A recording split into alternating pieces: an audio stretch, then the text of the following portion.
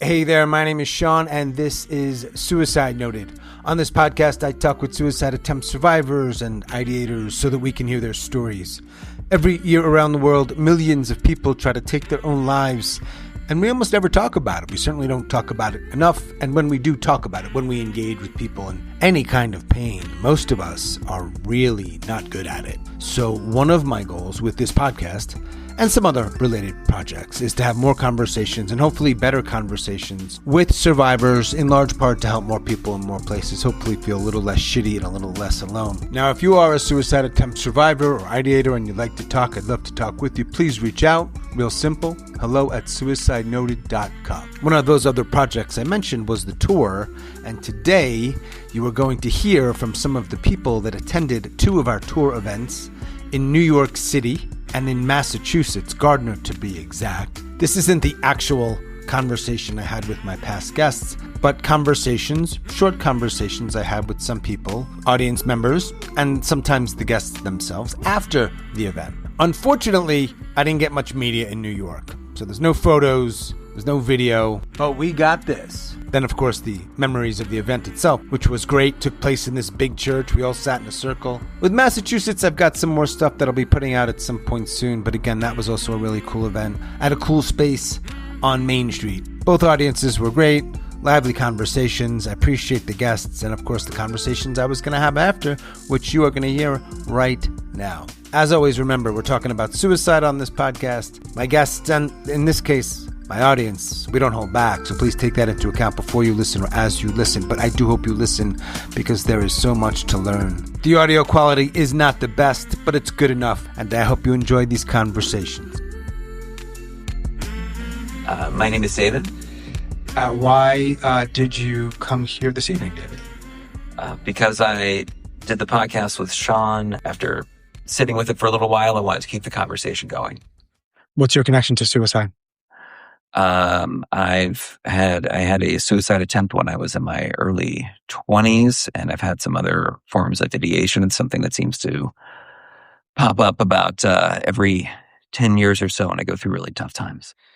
What is one thing that you think people, generally speaking, really misunderstand about suicide or attempt survivors or attempting? I think people misunderstand how deep the pain is that we want to end. Mm. It's not that we want to end our lives. It's that we're going through something that is just simply so painful for us. And I speak for myself as when I've been going through that, my emotional pain is something that hurts so badly. I just don't, I will die to make that pain stop, because that pain becomes the only thing I feel. Mm. And when the only thing you feel is pain, that is when your life becomes less valuable to you. Mm. What else do you want to share? I'd like to share that I would just like for people to get a little bit more empathy as to, we all have things that are easy for us and things that are hard for us. And simply because people who struggle with suicidal ideation, that might be the hardest thing for us, it doesn't mean that there aren't other things. I can go to work for 12 hours, an hour commute on either side, and then go for a 12 or 14 mile run. And a lot of people would say, that's too hard. I can't do that. That sounds actually like it's painful. And then it's like, well, yeah, for a lot of people it is. But for me, that's easy. That's a pain I can manage. Managing certain types of emotional pain is much more difficult for me because everybody's different. Got it. Thanks, man. Yeah, thank you. What's your name? My name's Julio.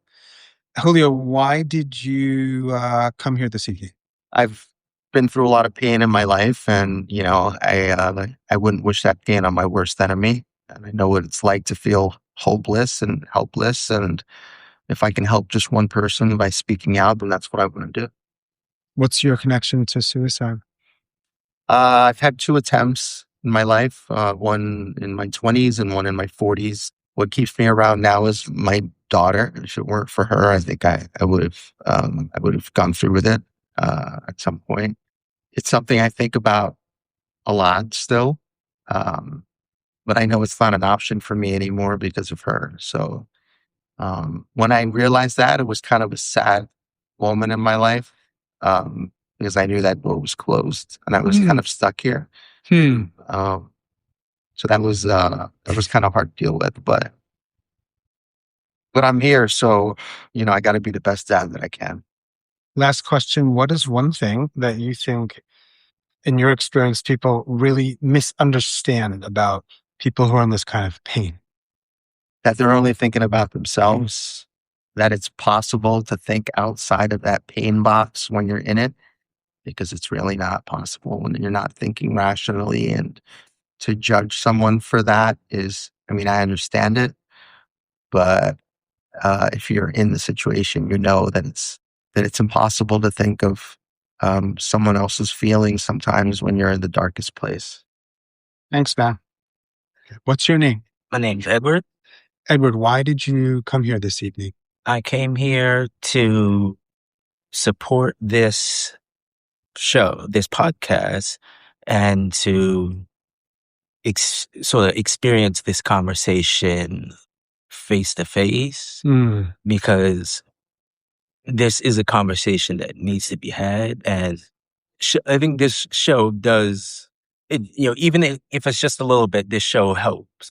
Cool. And what's your connection to suicide or things like that? And suicide, yeah. I've attempted a few times, and right now I'm 30, so basically this has been something I've been dealing with literally half my life at this point. You should join me for the podcast sometime. Reach out if you want. What's with you? I've thought about it before, but yeah, if and when you're ready, right? Thanks, man. What is your name? Jeffrey Ream. Jeffrey, why did you come here this evening to this event? I have been intellectually interested in suicide since I was 10, actually, reading a magazine article about it in the pediatrician's waiting room. And then I went on to be an academic, and now I study LGBT issues with suicide.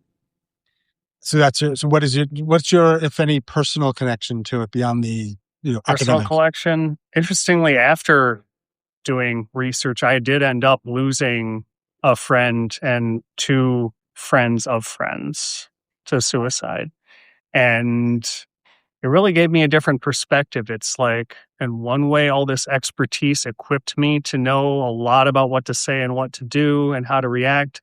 Another way, I got to see like a lot of the expertise is, there's a lot we just don't know and aren't thinking about, and the whole area's kind of got blinders on. And so I'm interested in this work because it's got certain blinders off that aren't there, that are there in my field. And so I'm looking forward to listening to more of the podcast and seeing more of what's going on in this work, because nobody else is doing this as far as I can tell. And it's very interesting work.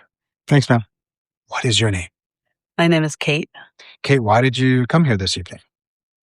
Well, I came partly because I had to open the building, but also, I just think it's really important to speak out about suicide and related issues, because I feel like silence kills people. What's your connection to suicide? I'm both an attempt survivor and a loss survivor. And I'm also someone who works in the field, so I have clients who've passed from suicide, and I have clients who have struggled with the thoughts. One more question is, what do you think is one of, if not the most misunderstood thing about suicide or suicidality that you run into? Well, I think the idea that suicide, like just the mention of suicide or thoughts about suicide are, a like 5-alarm emergency, and you have to rush around and call the authorities and all this. I think it would be nice if we had different words that would describe different states of suicidality, because right now we just have suicidal, and that can mean anything from waking up in the morning and being like, damn, I wish I wasn't here, to being about to jump off a bridge. And that's a lot of different things. And so if we had different words for those, then maybe people could, remain calm at the earlier stages, Agreed. Thanks. Sure. So there you have it. That was New York City, the Big Apple, my home, my heart. I miss it so much. Next up, suburban Boston or outer suburban Boston, Massachusetts. Let's hear from them. What's your name? Mark Haley. Mark, why did you come today? My son John passed away. So that's your connection to suicide? Yes. I've never had this situation. No, but I'm curious what about this event attracted you, for lack of a better word, to this? Because this isn't really a loss survivor conversation, but it, of course, connects somewhat. Why did you come? Just to learn more about how to cope with it and how to help people with suicide. I appreciate you being here. Thank you. It's perfect. What's your name? My name is Charlotte. Charlotte, why did you come here today? I came here to support my friend Sean and to talk with him About suicide. what's your connection to suicide? I'm a suicide attempt survivor. You are very clear and explicit and right to the point, right? Yes, I What's am. the biggest myth you would like to dispel about suicide? That it's weak. If I gave you a pink and purple pill, what would you do with it? I would give it back to you. Thanks for being here. Thank you. Okay, what's your name? Alex Sweetley. Alex, why did you come here this afternoon? I came here because of the meeting. Why did you, this kind of meeting? Because when I was younger, not that much younger, I attempted a suicide multiple times, and one of my friends killed himself over suicide. So that's your connection, obviously, Yes. to suicide. What do you think is the biggest thing people don't understand about people who are suffering like that?